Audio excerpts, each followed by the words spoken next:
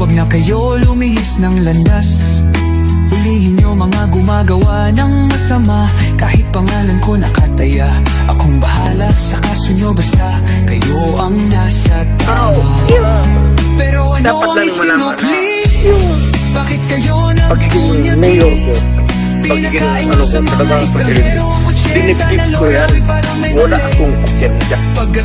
Wala akong dinagdag na isang kotse sa bahay ko. Wala akong bagong kotse. Hindi ako nakatikim ng Mercedes-Benz. Dinipip ko talaga ang trabaho ko para sa bayan ko. Sabay sampal